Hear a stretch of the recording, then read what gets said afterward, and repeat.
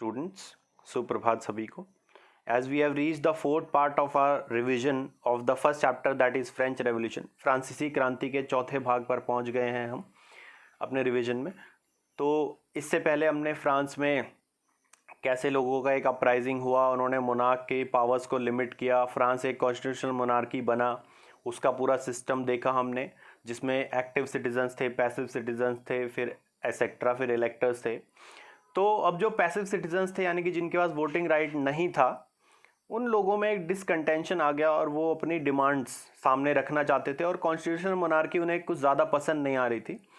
तो इसके लिए उन्होंने बहुत सारे पॉलिटिकल क्लब्स बनाए, बहुत सारी चीज़ें इंप्लीमेंट कराई. वो सब चीज़ें आज हमको पढ़नी है. So let's start the chapter, that is French revolution and it's fourth part. So moving on, France अबॉलिशेस monarchy and becomes a republic. आज हमको सबसे पहला टॉपिक क्या पढ़ना है कि फ्रांस ने जो मोनार्की है, जो डायनेस्टिक रूल है, उसको हटाया और एक रिपब्लिक बना. उसके लिए उन्होंने रेवोल्यूशनरी वॉर्स की. जिन लोगों के पास वोटिंग राइट नहीं था, यानी कि पॉलिटिकली जो इक्विप्ड नहीं थे, जो रिप्रेजेंटेशन नहीं था जिनका कोई, उन्होंने रेवोल्यूशनरी वॉर्स लड़े. उनको ये शक था कि जो लुइस 16 है वो सीक्रेट नेगोशिएशन में आ गया है पर्शिया के राजा, ऑस्ट्रिया और आसपास के जो रीजन्स हैं उनके राजाओं के साथ, ताकि इस अपराइजिंग को दबाया जा सके. The national assembly declared a war against Persia and Austria in April 1792. तो जो नेशनल असेंबली है, उन्होंने एक वॉर डिक्लेयर कर दिया वोट करके कि हमें इनके साथ वॉर करना है. उसके बाद the common people took keen interest in the war as it was seen as a war of the people against the monarchs. आम लोगों ने बढ़ चढ़ के हिस्सा लिया, जोश के साथ हिस्सा लिया इस युद्ध में या इन बहुत सारे छोटे वॉर्स में, क्योंकि उनको ये लग रहा था कि ये आम लोगों की लड़ाई है, ये उनकी खुद की लड़ाई है मोनार्क्स के खिलाफ या रूलर्स के खिलाफ जो एक्सप्लॉयटेशन कर रहे हैं हजारों सालों से. They used many different things and most important was patriotic songs. तो बहुत सारे पेट्रियाटिक सॉन्ग्स उन्होंने यूज़ किए, जिसमें सबसे इम्पोर्टेंट था मार्से, जो कि रॉगेट डी लाइल ने लिखा. उसके बाद हम बात करेंगे, ये बहुत सारी वॉर्स उन्होंने लड़ी, रेवोल्यूशनरी वॉर्स मोनार्क्स के खिलाफ, और पर उससे बहुत सारा नुकसान हुआ. क्या? क्योंकि हम सभी को पता है कि वॉर से हमेशा इकोनॉमिक लॉस और जो लोगों की डेथ्स हैं वो होती हैं. So it brought economic losses and difficulties in France. तो पहले से ही इतनी परेशानी थी फ्रांस में, उनके ऊपर इतना सारा कर्ज था जिसका ब्याज उनको पे करना था, और उसके बाद इन वॉर्स से भी और ज़्यादा इकोनॉमिक लॉस हुआ.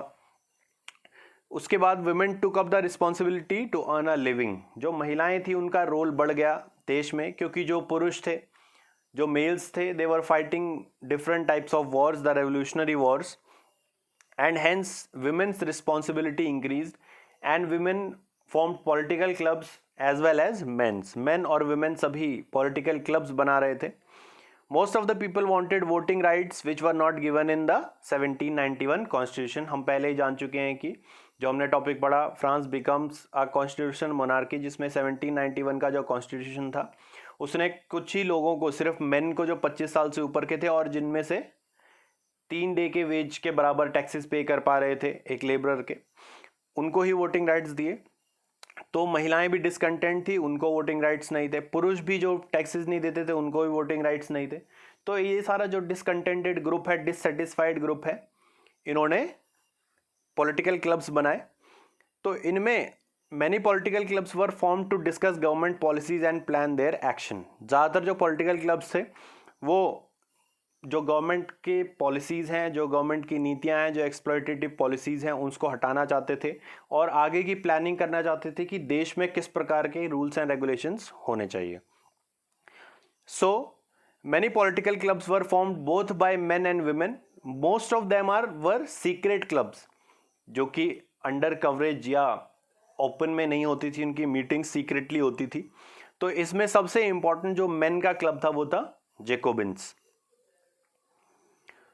अब थोड़ा जेकोबिन्स के बारे में जान लेते हैं कि ये जो पॉलिटिकल क्लब था इसने क्या किया, कैसे इसने पावर को सीज किया, कैसे ये अलग थे बाकियों से, etcetera.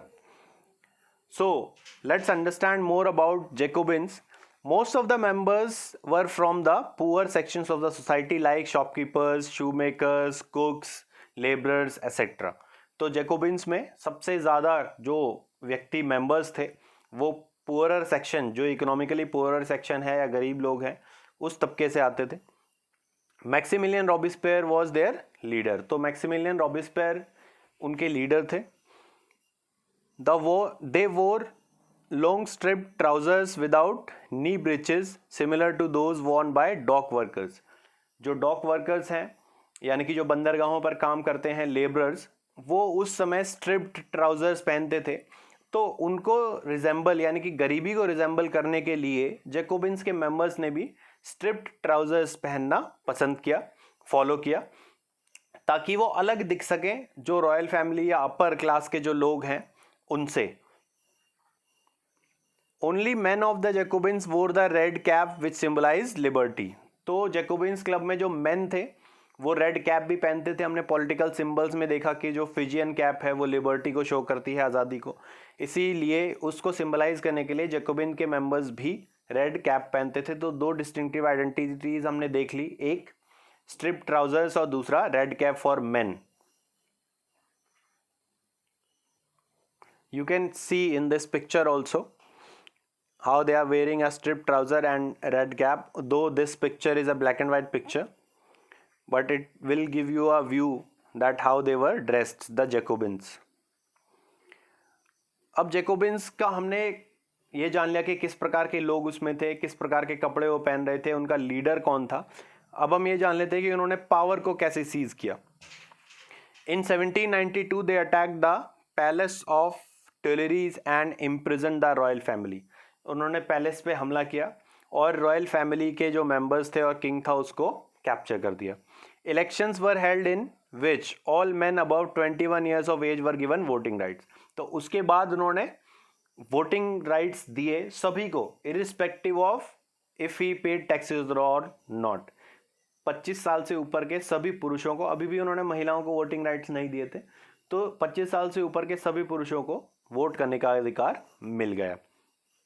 The newly elected assembly was called convention. ये जो जैकोबिन्स ने और जो और सारे रेवोल्यूशनरी पॉलिटिकल क्लब्स थे जिसमें जैकोबिन्स सबसे बड़ा और प्रमुख क्लब था, इन सभी ने एक नई असेंबली बनाई जिसको इन्होंने नाम दिया the convention. On September 1992 France was declared a republic. 21 सितंबर 1992 को उन्होंने फ्रांस को एक रिपब्लिक डिक्लेयर कर दिया. That from now there will be no powers of the monarch and the country will be run by the convention और the national assembly. तो यहाँ पे हम ये जान लेते हैं कि रिपब्लिक क्या होता है. आपकी किताब में भी एक्सप्लेनेशन एक छोटा सा दिया हुआ है. रिपब्लिक इज अ सिस्टम और republic is a country where the head of the government is elected by the people directly और इनडायरेक्टली. तो रिपब्लिक या गणतंत्र एक ऐसा सिस्टम होता है सरकार का जिसमें जो मुखिया है सरकार का वो प्रत्यक्ष या अप्रत्यक्ष रूप से लोगों द्वारा चुना जाता है.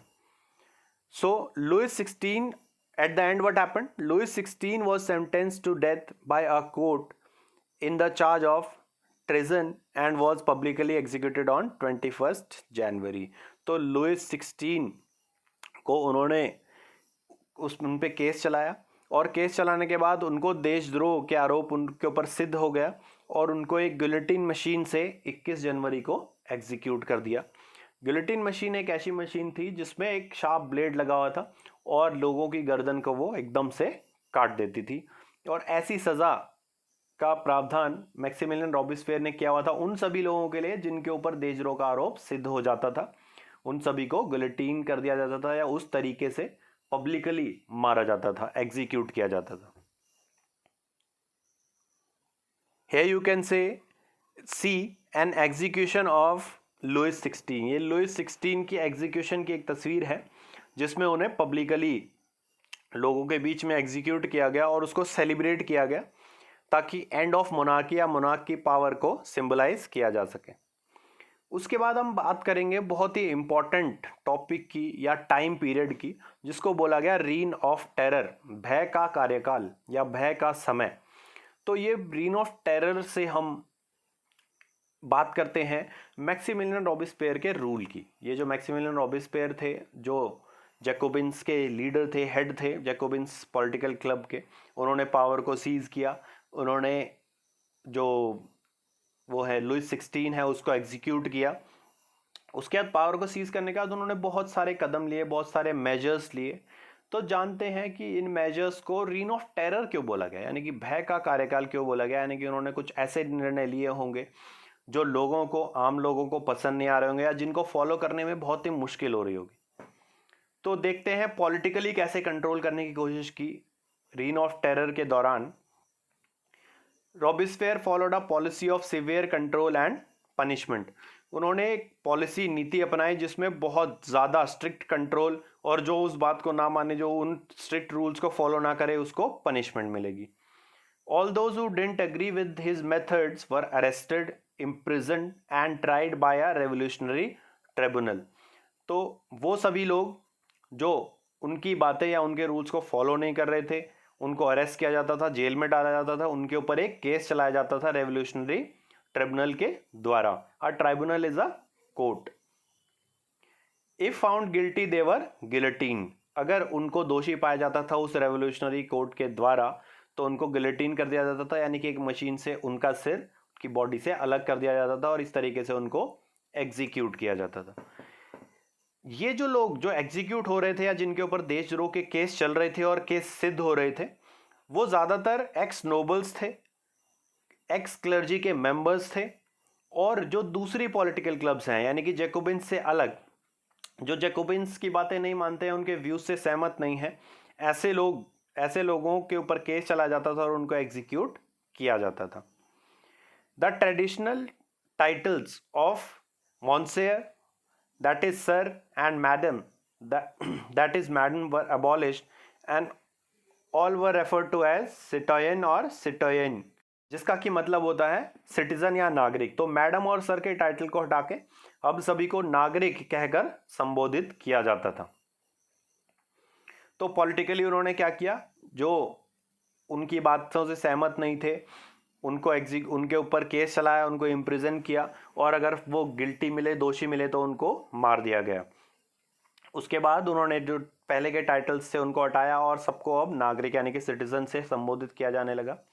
अब आगे देखते हैं इकोनॉमिक कंट्रोल। ये तो हुआ पॉलिटिकल कंट्रोल। अब इकोनॉमिक फ्रंट पे उन्होंने क्या क्या किया रीन ऑफ टेरर में। तो उन्होंने, रॉबेस्पियर की गवर्नमेंट ने, it place the ceiling on wages and prices. ये सीलिंग क्या होता है? सीलिंग का मतलब होता है अपर लिमिट। आजकल के ज़माने में भी हमारी सरकार कई बार सीलिंग लगाती है कुछ चीज़ों के रेट पर, ताकि वो चीज़ें इतनी महंगी ना हो जाएं कि आम लोगों की पहुंच से दूर चली जाए। In the same manner Robespierre ने भी वेजेस यानी कि जो तनख्वाह थी लेबरर्स की और जो और लोगों की, उनके ऊपर एक अपर लिमिट लगा दी थी कि इससे ज़्यादा नहीं होंगी। और दूसरा, जो प्राइसेस हैं ब्रेड के या अदर इंपॉर्टेंट कमोडिटीज़ के, उनके ऊपर भी एक सीलिंग लगा दी ताकि उनके रेट भी इतने ज़्यादा ना हो जाए। So this is known as putting a ceiling, that is putting an upper limit on the prices and wages. उसके अलावा क्या किया, meat and bread were ration, यानी कि मीट और ब्रेड की रेशनिंग हो गई, यानी कि कितनी क्वांटिटी में कोई ले सकता है, ताकि कोई ज़्यादा जमा ना कर ले और जो बाकी लोग हैं वो भूखे ना रह जाए। उसके बाद peasants were force to sell the grains in the cities at fix prices by the government. जो किसान थे उनको शहरों में ग्रेन्स बेचने के लिए फोर्स किया गया उन प्राइसेस पर जो सरकार ने डिसाइड किया, यानी कि सरकार ने जो डिसाइड किए हैं उससे ज़्यादा प्राइसेस पर ग्रेन्स नहीं बेच सकते। और क्या किया, use of white flour was forbidden and all citizens were required to eat brown bread. जो वाइट आटा है और उससे बनने वाला जो वाइट ब्रेड है उस पर बैन लगा दिया और सभी को बोला गया कि वो ब्राउन ब्रेड ही कंज्यूम करें, क्योंकि ब्राउन ब्रेड सस्ता था as compare to the white bread और white flour. Next is churches were shut down and their buildings converted into barracks and offices. जो चर्चेज थे उनको भी बंद कर दिया और उनके अच्छे यूटिलाइजेशन के लिए उसको या तो सोल्जर्स के बैरक्स बना दिया या फिर गवर्नमेंट के ऑफिसेज में कन्वर्ट कर दिया। बट ये सारी चीज़ें बहुत ज़्यादा स्ट्रिक्ट हो रही थी, प्राइसेस पर कंट्रोल, वेजेस पर कंट्रोल और अलग अलग प्रकार के केसेस चलना बहुत सारे लोगों पे। इससे बहुत सारे लोग परेशान हो गए और उन्होंने रॉबेस्पियर के अगेंस्ट एक रेवोल्यूशन चला दिया आम लोगों ने। और अल्टीमेटली रॉबिस्पियर को गिल्टी फाउंड किया, यानी कि उसको दोषी माना। तो उसके ऊपर भी देशद्रोह का केस चला और उसके ऊपर भी दोष प्रूव हो गया और जुलाई 1794 को उसको भी एग्जीक्यूट कर दिया गया। तो आप देख रहे हैं कहानी 1793 में कैसे शुरू हुई। रॉबिस्पियर ने जो जो रूल्स बनाए, जैसे जैसे कोर्ट्स बनाए, अल्टीमेटली उन्हीं कोर्ट्स में उसको कन्विक्ट किया और उसी तरीके से उसको भी एग्जीक्यूट कर दिया गया। Next is now we have came to the last portion, that is assignment. अब हम असाइनमेंट पर आ जाते हैं। हमने पढ़ लिया कि कैसे रेवोल्यूशनरी वॉर्स लड़े, उसके बाद बहुत सारे पॉलिटिकल क्लब्स बनाए जिसमें सबसे इंपॉर्टेंट था जैकोबिन्स। उसके बाद मैक्सिमिलियन रॉबिस्पियर, उनका जो लीडर था, उसने रूल किया, उसको रीन ऑफ टेरर बोला। रीन ऑफ टेरर में उन्होंने कौन कौन से सख्त फैसले लिए और अल्टीमेटली वो उनका फेट क्या हुआ। सो असाइनमेंट पर आ जाते हैं। Moving on to question number first, that is discuss the major steps taken by the during the reign of terror and its implications in the French society। So reign of terror के दौरान लिए गए major steps और उसके क्या प्रभाव हुए French society पर। Question number 2, name the most famous political club and it's leader when France was a constitutional monarchy. Most famous जो पॉलिटिकल क्लब था जब फ्रांस कॉन्स्टिट्यूशनल मोनार्की था, यानी कि रिपब्लिक डिक्लेयर नहीं हुआ था, उस समय जो सीक्रेट क्लब बनाए उनमें से सबसे फेमस क्लब कौन सा था और उसका लीडर कौन था, और उसके अलावा उसके मेंबर्स के डिस्टिंक्टिव फीचर्स, अलग फीचर्स क्या थे बाकी से। Question number 3, when was France declared a republic. France को एक रिपब्लिक कब घोषित किया गया। Question number 4, which was the most popular patriotic song sung by the people during the revolutionary wars। So this was end of this part of the revision. Only 2-3 topics are left. We will be completing them in the coming days. I hope you will ask all your doubts. Thank you and have a nice day.